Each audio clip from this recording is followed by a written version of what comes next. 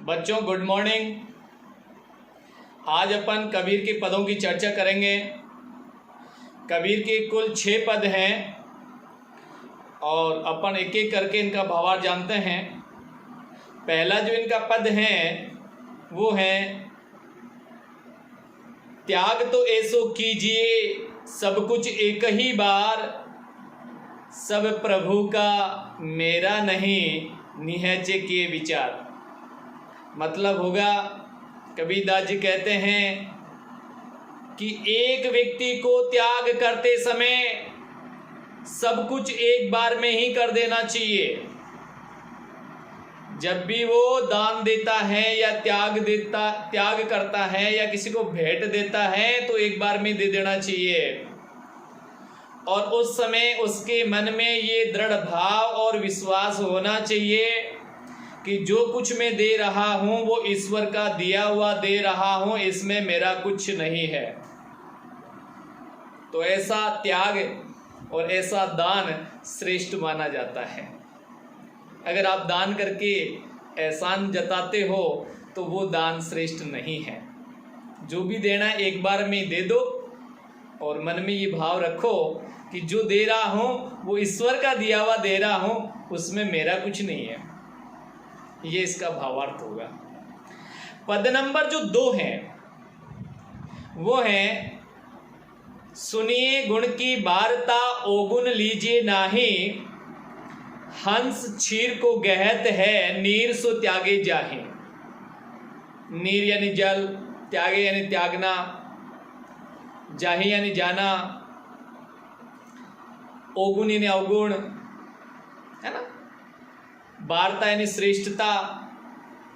कुछ शब्द हैं जिनका अर्थ आप जानते नहीं होंगे। जैसे वार्ता का मतलब हो गया श्रेष्ठता, ओगुन का मतलब होता अवगुण। हंस एक पक्षी का नाम है। नीर यानी जल होता, आप जानते हो ये तो, है ना। त्यागे यानी त्यागना, ये भी आप जानते हो। अब इसका भावार्थ सुनिएगा, इसका मतलब क्या है। कबीरदास जी कह रहे हैं कि एक व्यक्ति को गुणों का महत्व या गुणों की श्रेष्ठता को सुनकर समझना चाहिए और श्रेष्ठ गुणों को अपनाना चाहिए और अवगुणों का त्याग करना चाहिए। मतलब जो गुण श्रेष्ठ हैं उनको ग्रहण करना चाहिए और जो अवगुण हैं उनका त्याग करना चाहिए। जिस प्रकार से एक हंस पक्षी दूध में मिश्रित जल को त्याग देता है और दूध को ग्रहण कर लेता है, उसी प्रकार से गुणों को ग्रहण करना है और अवगुणों का त्याग करना है। एक साधारण सी बात है।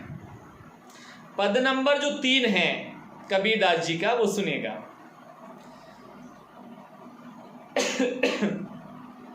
छोड़े जब अभिमान को सुखी भया सब जीव, भावे कोई कछु कहे मेरे हिये निज पीव। पीव यानी परमात्मा। पीव का मतलब क्या होता है? परमात्मा। हिये यानी हृदय। हिये का मतलब क्या होता है? हृदय या हृदय। अभिमान यानी घमंड। त्याग यानी छोड़ना या त्यागना। भावे यानी अच्छा। कछु यानी कुछ। अब इसका जो भावार्थ है वो क्या है वो सुनेगा।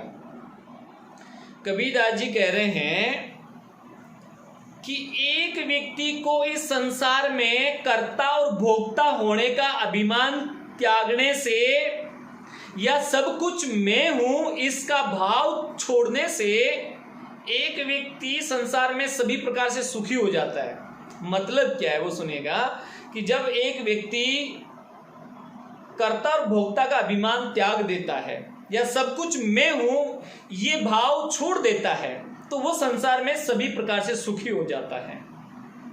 चाहे भी संसार के लोग कुछ भी कहे, लेकिन जब आप अभिमान को छोड़ देते हो तो तब आपकी आत्मा में परमात्मा का निवास होने लगता है या हो जाता है। तो वो परमात्मा भी प्रसन्न और वो आपकी आत्मा भी प्रसन्न। अर्थात अभिमान के त्याग करने से आत्मा में परमात्मा का निवास होता है और ऐसी स्थिति में आत्मा और परमात्मा दोनों ही प्रसन्न रहते हैं। इसलिए अभिमान का त्याग कर देना चाहिए। पद नंबर जो 4 है वो है,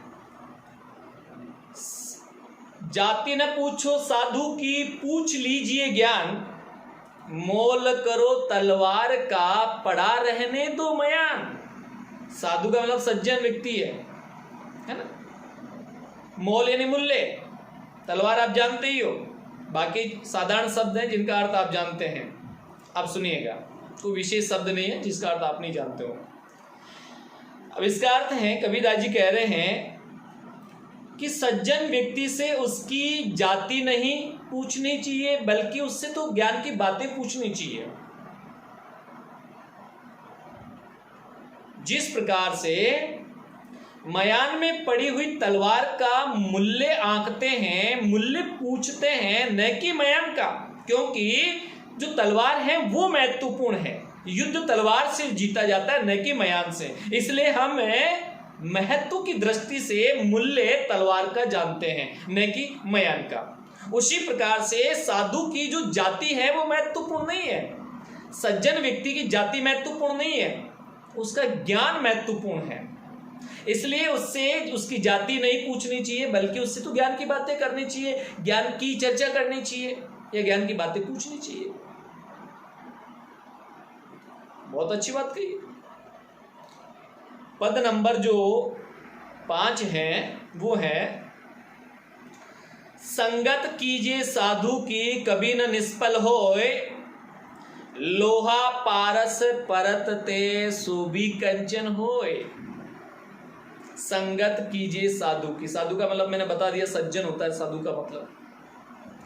पारस एक पत्थर का नाम है, लोहा यानी लोहा, परत यानी स्पर्श, कंचन यानी सोना, है ना। अब इसका अर्थ देखिएगा, कबीरदास जी कह रहे हैं कि सज्जन व्यक्ति की संगति कभी असफल नहीं होती, अर्थात कभी भी उसका बुरा परिणाम नहीं आता, उसका कोई ना कोई अच्छा लाभ मिलता है, उसका कोई अच्छा रिजल्ट आता है। इसलिए हमेशा सज्जन व्यक्ति की संगत करनी चाहिए। जैसे कि लोहा पारस नामक पत्थर का स्पर्श करके सोना बन जाता है, उसी प्रकार से एक व्यक्ति भी सज्जन व्यक्ति की संगति करके उसी की भांति सज्जन बन जाता है। इसलिए सज्जन व्यक्ति की संगत कभी असफल या निसफल नहीं रहती, उसका कोई ना कोई लाभ जरूर मिलता है। इसलिए सदैव सज्जन व्यक्ति की संगति करनी चाहिए। पद नंबर जो 5 है वो है, मारिये आशा सापिने जिन डसिया संसार, ताकि औषध तोष है ये गुरु मंत्र विचार। मारिये आशा सापिने, मारिये यानी मारना, आशा यानी इच्छा, सापिने यानी सरपणी, सापनी यानी सरपणी, आशा यानी इच्छा, मारिये यानी मारना, डसिया यानी डसना, संतोष यानी संतोष। अब इसका भावार्थ देखिए, कबीरदास जी कह रहे हैं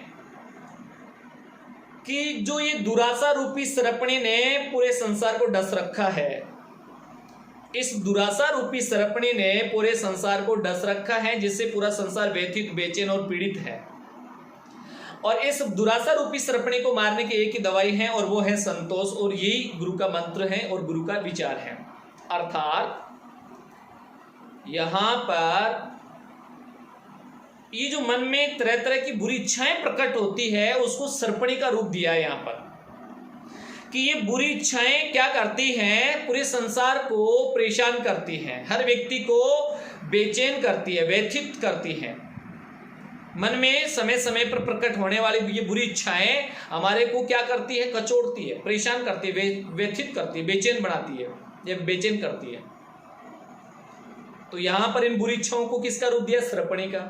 जैसे कि सरपणी ने पूरे संसार को डस रखा हो और पूरा संसार व्यथित और बेचैन हो, वैसे ही पूरा संसार इन इच्छाओं के आगे हार चुका है।